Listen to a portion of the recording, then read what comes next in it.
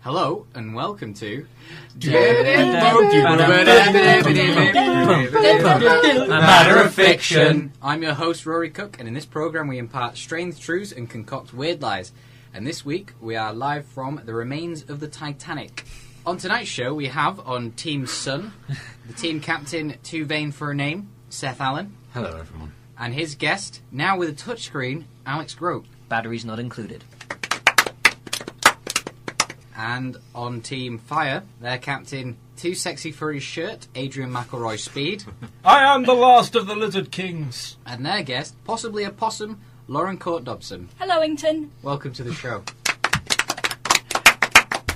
We'll crack on with round one. It's called Stranger Than Fiction. Each team is given a real but ridiculous fact. They then make up the other two facts within 30 seconds. The other team must guess which is the actual fact. So I'll just give the teams their facts. There we go.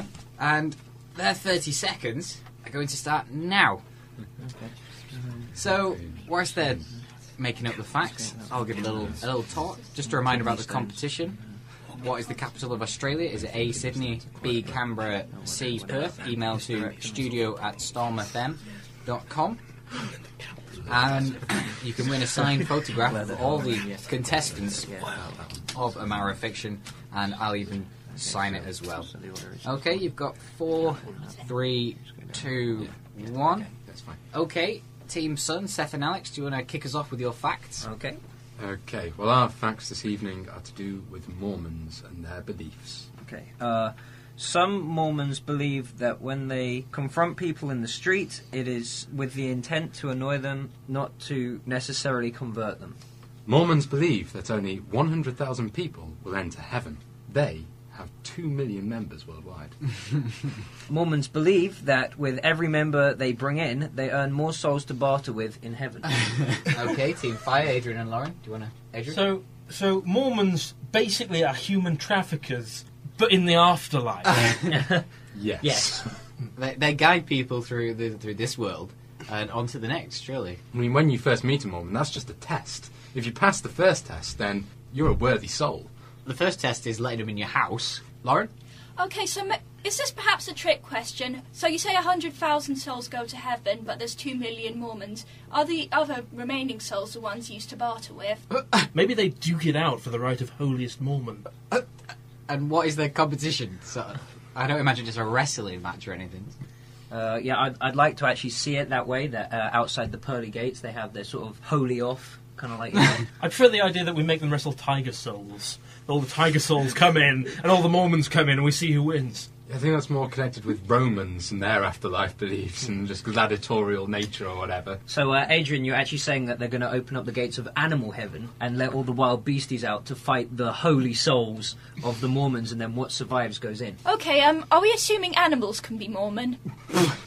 No. So, Team Fire, do you want to have a guess as to which one's the real one? Which one do you think's the real one, Lauren? I think the one about 100,000 souls getting in sounds quite plausible, because the world was a lot smaller back then. Certainly a lot more plausible than Mormons just want to annoy you. I mean, they are annoying, but... Well, actually, that's sort of the first test of how sort of forgiving and willing you are. I mean, if you can put up with someone bashing you with the Bible for however long, then, you know, obviously you're worthy to go to heaven. That's the way they see it. It's often been considered that Mormons are on an intellectual high ground as opposed to every other normal human being. It's as if they've ascended, and so when they play their little games with you in the street, you think it's just them going along, oh, they're going to convert me, and actually, no, it's they're going to annoy you. I don't know. I'm not convinced. I think I'm going to agree with Lauren. Okay, so you're going to go for the 100,000 souls in heaven and 2 million members worldwide. Team Sun, do you want to reveal? Sadly, that's true. That is correct. Well done. Adrian and Lauren, you get 2 points there. Yay! You're getting on your first guess. Pow, right in the kisser. Yeah. Right, let's have your facts then, please. Team Fire. Okay. All of the continents of the world are female. Macau is the only country to change its gender. Africa is made up of lots of little islands that collided millions of years ago. Geography. A strong point for you guys, Alex? What? Female? What does that even mean? The opposite to male. How can a country have a gender? Ask any Frenchman. All words have genders. Most languages have genders in Western Europe, anyway. Probably Eastern as well. I don't know. Well, you know, Russia is often called the motherland. I think that kind of gives it a bit of gender. Yeah, but Germany's called the fatherland. Well, that's eradicated that as a plausible option. No, it hasn't. I'm pretty sure father and mother are both sort of well, not genders, but Saying a father is female. no. Their point was that all countries are female, but in which language? I'm pretty sure they said all continents are female. You can't have a bisexual continent. That's just not practical. I'll confuse all the children for many generations. Well, What about North America and South America? also European Asia, Eurasia, kind of what's going on there? You know, is that one continent or two? It's not like blind date. You can't just set up continents with each other. They're just physically attached. It's not like they want to be attached. Or maybe they do. Africa, you're on a date with Europe tonight. Is that the principle that Africa adopted to make itself become as big and strong as it is? You know, the czar of the world, Africa. That's why it's currently encroaching on Europe. If you look at the plate tectonics, Africa's just going north, and it's just going to swallow Europe, and then there'll just be super Africa. I don't believe you. Okay, seems Son, do you want to have a guess as to which one? We haven't really discussed. The other two, what was it? So Macau changed its gender, was the other one, and forgotten that French. No, Africa became. Oh, African was made Well, out of but I'm fairly sure thousands of little islands. No, I'm pretty sure we can rule that one out because because plates moved the other plates way. moved and it was like it was all one island and then it split apart.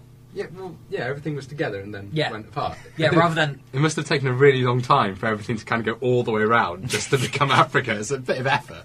all these little islands. Yes, but don't think if they're moving outwards, surely they have to bump back into each other again eventually. Adrian? Yeah. As a geography student, I can tell you that Pangaea was not the first landmass. There have been several times all the things have collided again and again and again. If we're using that argument, how far back are we going? Are we pre-Pangaea? Millions of years. Can we discuss the other two facts? There's only one fact left to discuss, which is Macau changed Its gender. To what from what? Male to female. Was it female to male? It doesn't matter, does it? Because it keeps changing. Which one's more popular in Asia? So Macau is in Asia. I thought it was somewhere in Africa, to be honest with you. Wow. I don't know. It's not the Africa one. It's not the Africa one. Can rule that one out. I'm not sure about the female genders. It's almost believable, isn't it? Mhm. All continents, but I don't see how every single language in the world could sort of somehow by chance decide to name every single continent with a sort of female case beforehand. I think that's almost too coincidental / collaborative. So, Seth, what have you decided for What do you Team think? Son? I think, something like Macau changing its gender could be This is purely through process of elimination. through though. process of elimination, but I don't see how Africa. I think I don't know. You make the Okay, call. You're well- the captain. Through process of elimination, we're going for Macau. Team Fire? I'm afraid that is incorrect. It is Incorrect. not true. Oh, so you have a second guess? Good God. Continents? Continents, whatever. Yeah, go for it. Okay, Team Fire? That is correct. Oh, well done. Unbelievable. How does that work? Germany just isn't a strong enough power, clearly. Yeah, obviously not. Germany's a country, not a continent. But lots of countries are in a continent. They surely have a vote as to whether it's male or female.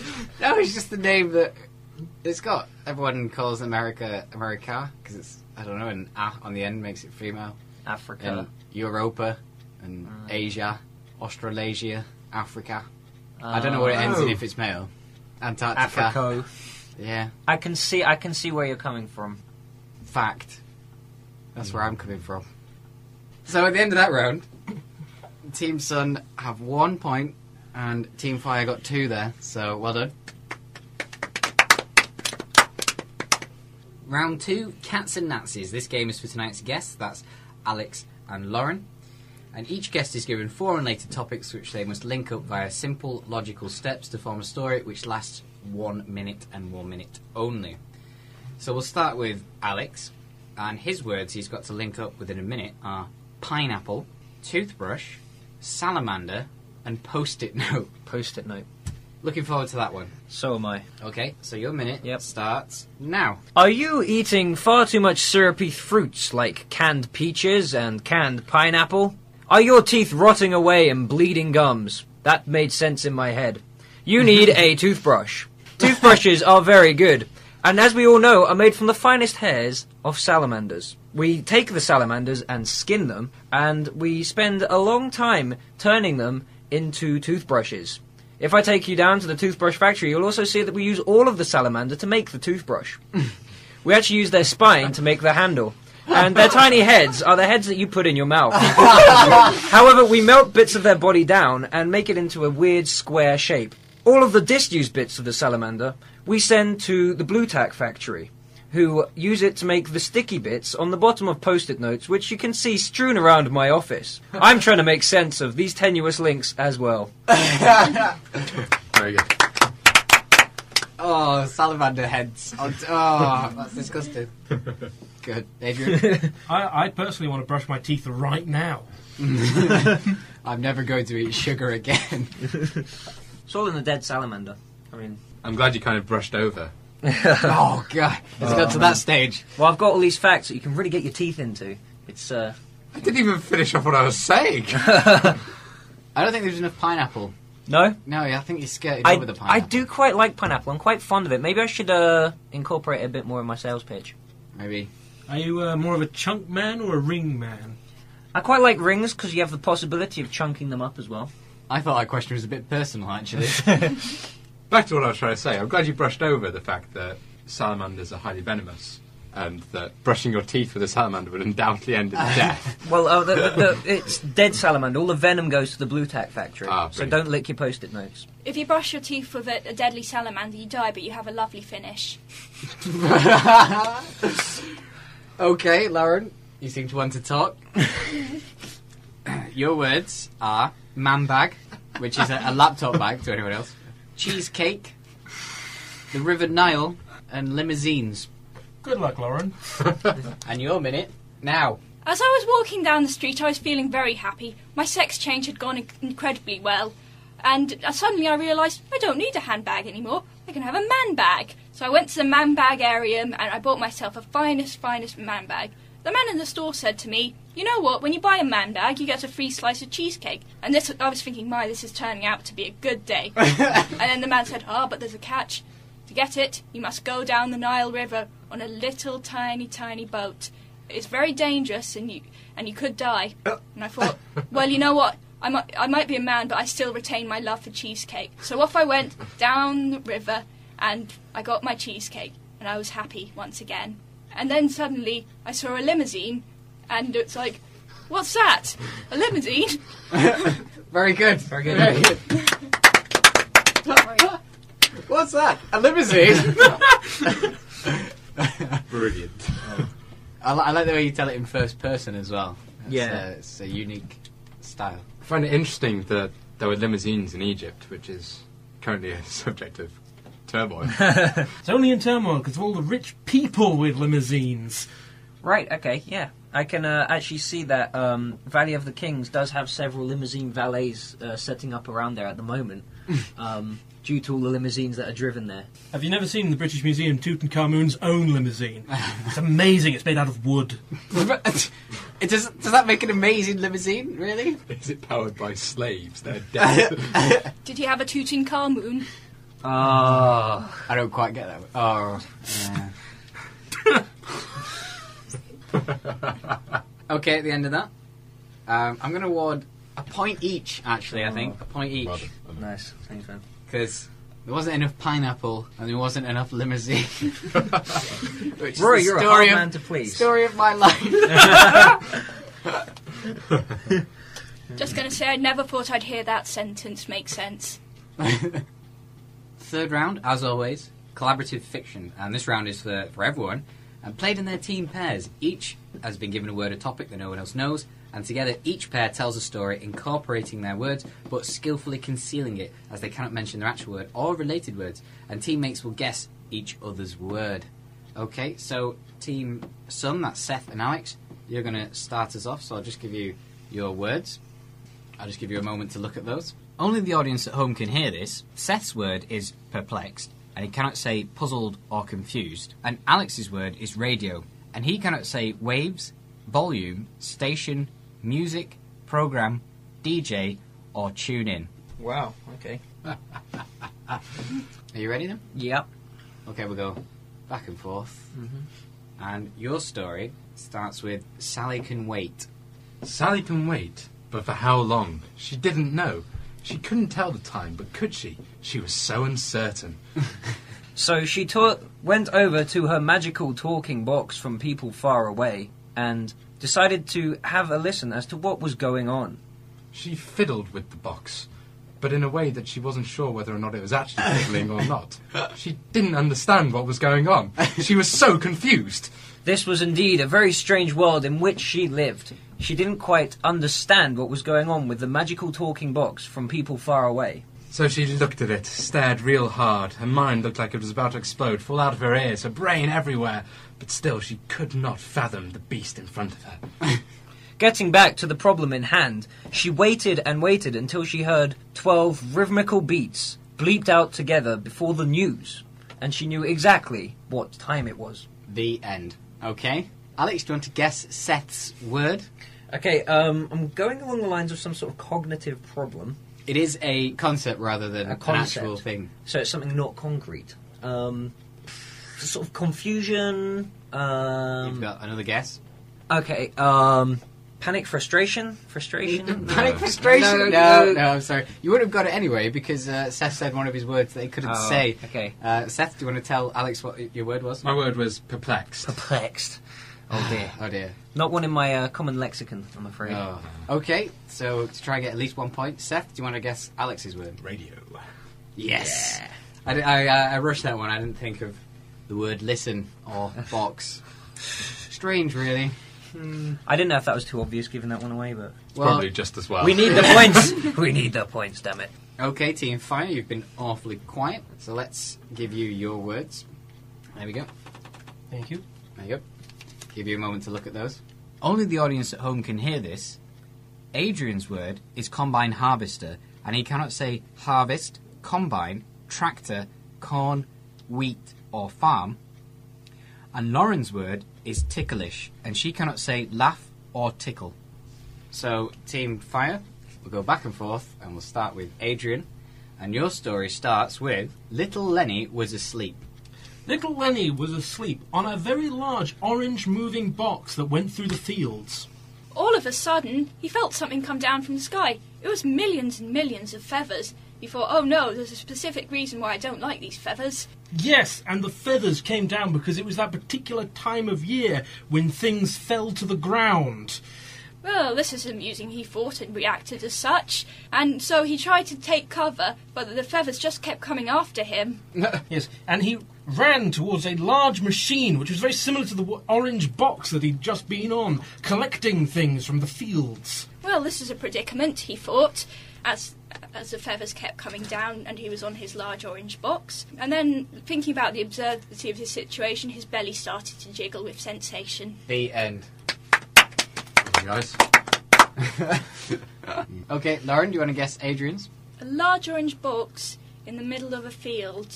A large moving orange box. A large moving orange box in the middle of the field. That helps. Tractor? Something along the lines of tractor, and you get another guess. Combine harvester? Yes, well done. Clap, Team Sun.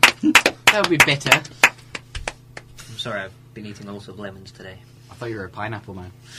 Okay, Adrian, do you want to guess Lawrence? Let's see, there was lots of feathers falling to the ground when a young boy was running away from them. And then his stomach started to jiggle. Started to jiggle, that is the term, yeah.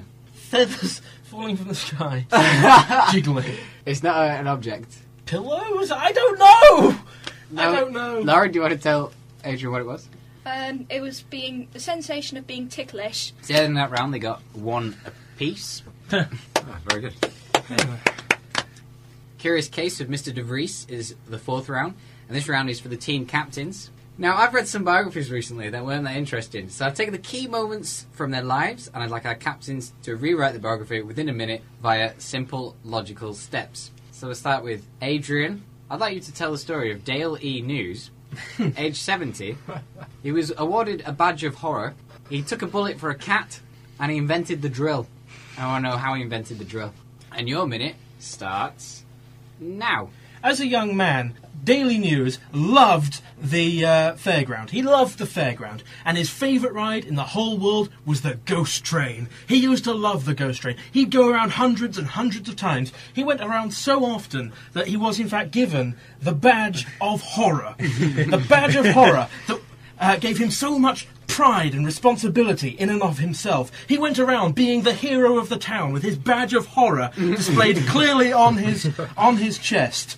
It was such a horrible thing to know. When he was in the gangland warfares of inner city Bromley, he took a bullet for a cat. He took a bullet for a cat, which bounced off his badge of horror and smashed straight through a brick wall.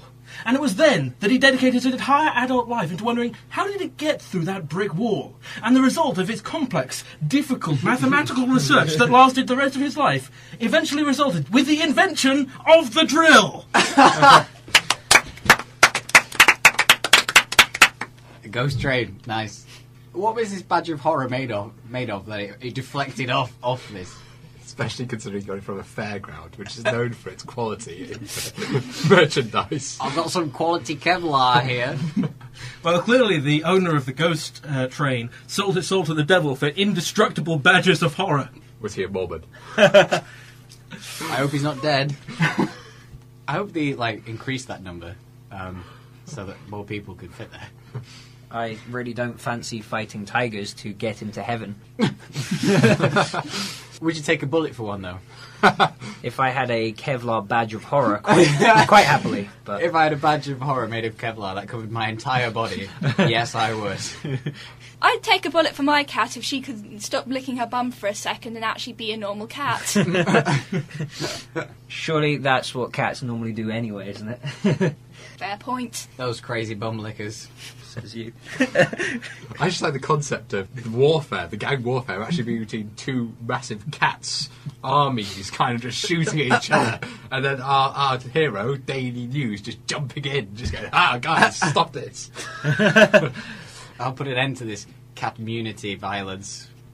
Oh dear. What? I don't get it. It's a pun like you guys do. I don't get it. It's a funny Rory, it's okay.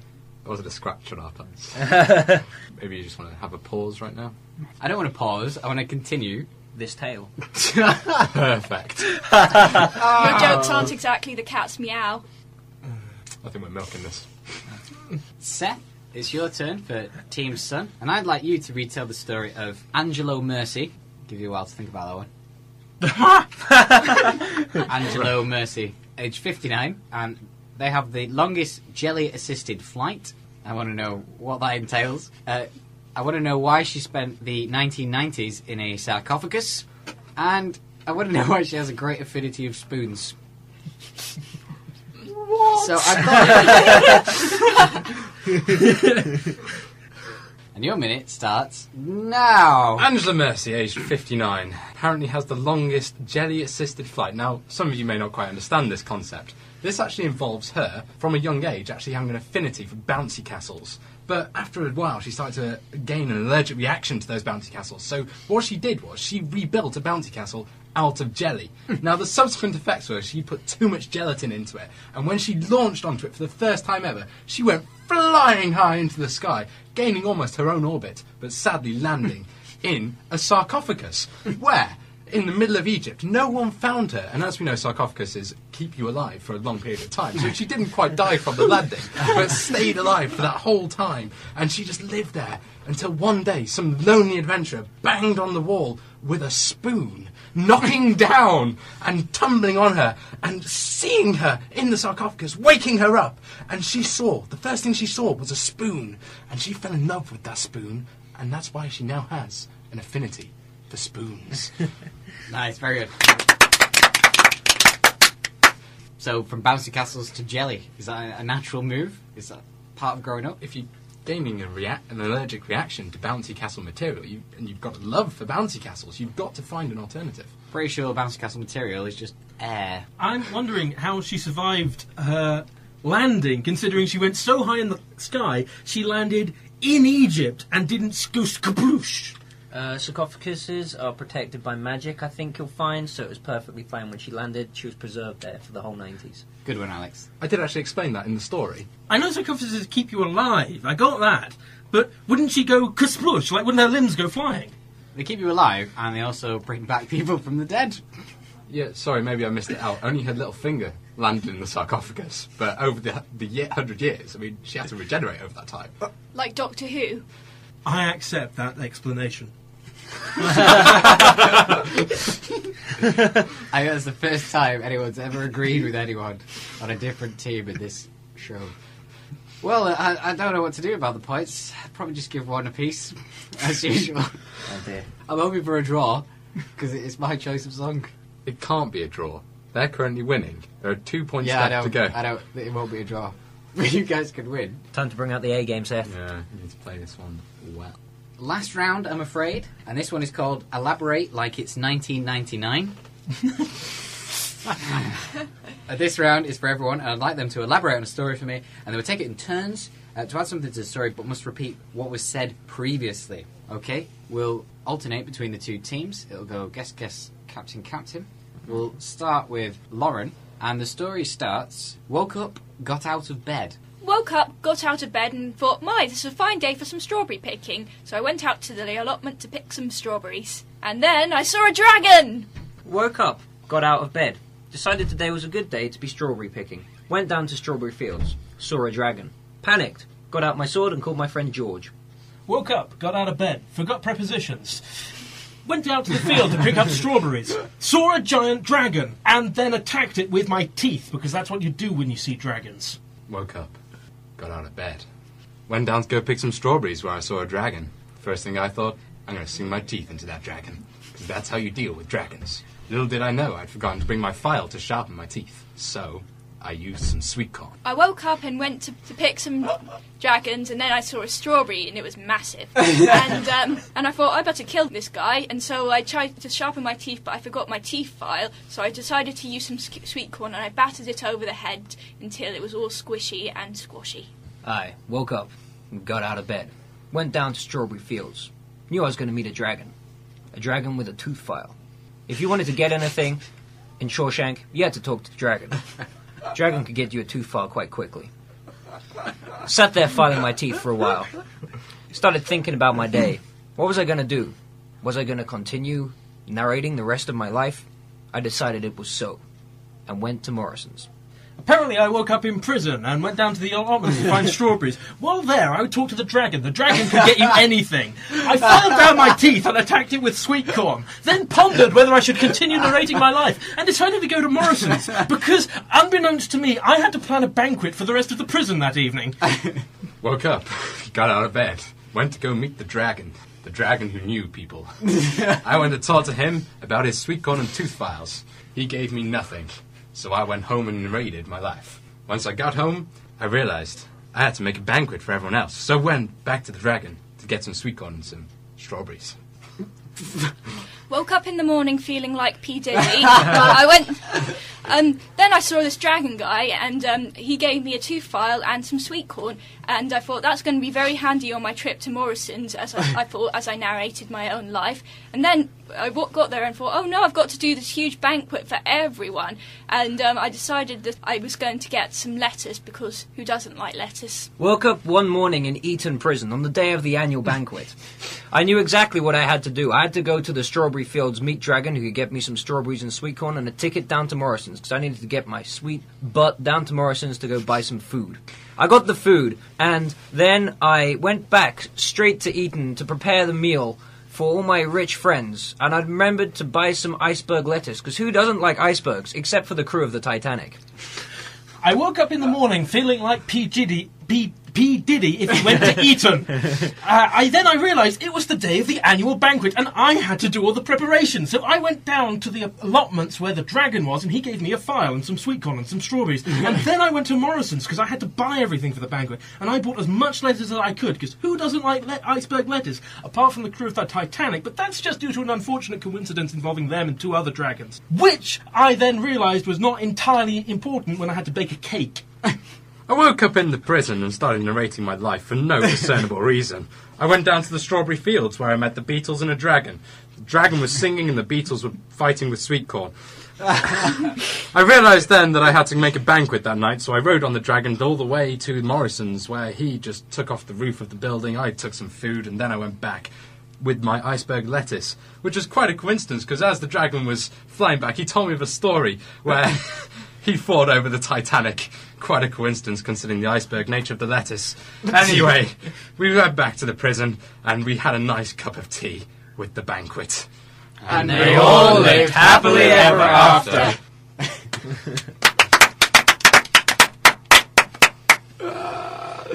Brilliant. I'm going to sink my teeth into that dragon. Good Beatles references all the way through. Mm-hmm. Anyone else want to say anything? I like the way the strawberry turned into the dragon as well. That was very... Can I just sort of point out that sort of towards the end of that story, it did actually become like the movie Yellow Submarine. Do you not find your entire life is like Yellow Submarine? Are you not chased around by little blue men? Well, I've got a hole in my pocket, but that's about it. I have a medication to stop that happening, but then I overdose and I get it back again. So someone actually prescribes you tablets of the 1960s? It's the most awesome thing ever. Was he a walrus? No, he was an Eggman. Okay, at the end of that, I think I'm going to give a point each. Oh.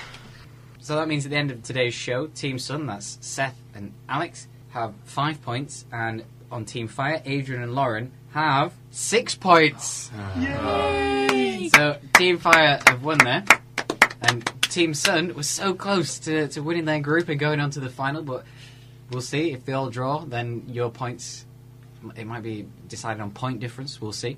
We can pray for draws. Team Fire, if you win your next battle, you will go through to the final. So it's all to play for still in Group A. And Team Fire, you did actually win, so would you like to request a song to play us out? What did we suggest earlier? Safety dance? Oh yes, Safety Dance. Safety dance. God. It always can ends dance on if an you want 80s to. classic. The song will come next, Adrian. You don't need to sing it now. I'm sorry, it's just so awesome. Okay, thank you to Team Sun. That's Seth Allen and Alex Groat. And Team Fire, Adrian Macilroy Speed and Lauren Court Dobson. And you know, I've learnt something today. I've learnt that toothbrushes are made from dead salamanders. One cheesecake, we've got to go down to the Nile. Inanimate objects, such as continents, can in fact have a gender. Mormons are going to have a lot of trouble when it comes to getting to heaven. And dragons are responsible for the sinking of the Titanic. I've been Rory Cooke, and you've been listening to A Matter of Fiction. Thank you.